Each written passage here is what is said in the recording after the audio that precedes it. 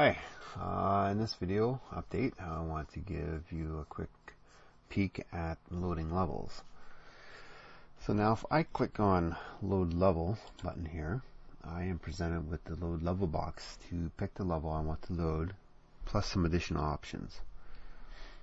In the top section here, right here, is where I choose the world that I want to pick my level from.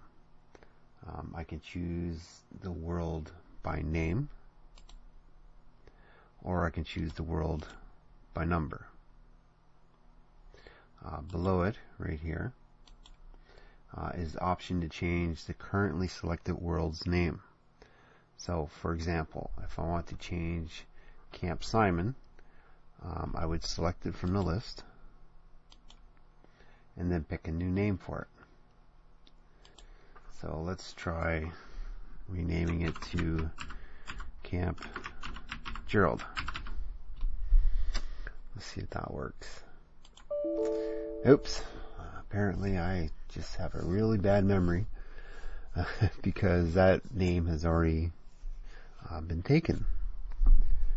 Like before, this is another search function to prevent duplicate world names. So I guess I will rename it to, let's say, Camp Chris. There, that's better. So now, as you can see, the new name has replaced Camp Simon. Camp Simon is gone. Now, if I click on the restart button here and go back to a new level, you can see that that has been reflected in this list too. So Camp Simon is gone and Camp Chris is here. Okay, so go back to the load level. Now in this section right here is where you pick the level you want to load from whatever currently selected world. And like above, you can choose the level either by its name or by its number. Okay, and of course, like the top below this, choosing the level, you have the option to change a level's name in the same manner as above for the world's name. And yes, just like the world names, you cannot have duplicate level names. However, you can use same names in different worlds. For example, I can change part 1 in Camp Chris. So let's go down to Camp Chris. So I can change part 1 to day 1. Yes. Now that works even though in Ground Zero I also have day 1 as a name. But it will accept it as a valid name because it's in a different world. You get the idea, right? Good. Okay, now over to the right here is the level preview area. This will display the currently selected world, the level, and a screenshot of the level. So as you scroll through, looking through the levels that you want, it updates the screenshot and this information right here, and that way you get a good visual of the level that you're looking for. So it doesn't matter which world you choose, like so. Okay, so now that's all that's left to do now is maybe to just load a level.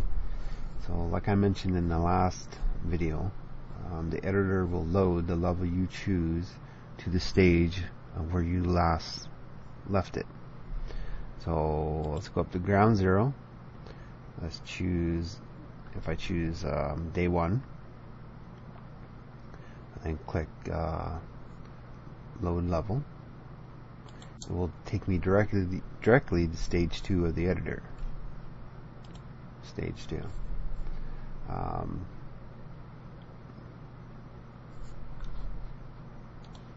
So from here, I could continue on adding and changing objects and stuff like that. Now if I go back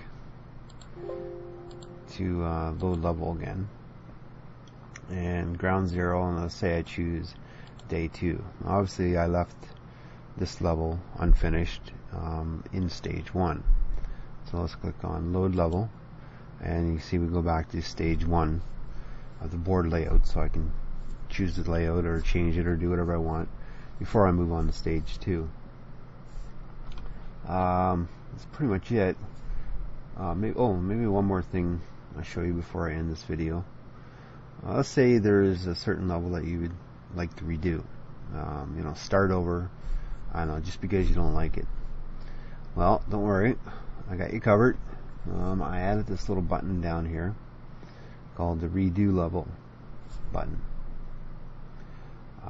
This button will do just that. It gives you the ability to redo, like restart a level from stage 1. Of course, this will erase all the hard work you put into the level up to the point of you deciding to redo it. So it goes without saying, perhaps only do this if you're sure you really want to do the level. Anyway, let's see it in action.